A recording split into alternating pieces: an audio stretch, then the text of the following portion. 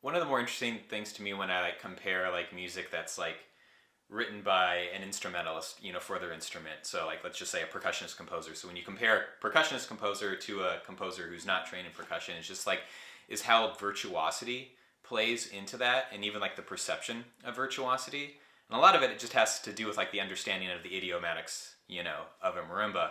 And I find that a lot of percussionist composer repertoire that's out there has the perception of being very virtuosic just because it has a lot of notes and it looks flashy. But the reality is that it just lays really well on the keyboard, so you can go up and down or the drums or whatever instrument, you're doing. It lays really well because the person who is writing it knows that instrument very intimately. So even though there's the perception of it being very virtuosic, it's actually not too demanding for the performer, versus there's so much repertoire out there that was not written by percussionists that is insanely difficult. But then the perception, you can spend months on this music, and then perception is that it's not virtuosic at all.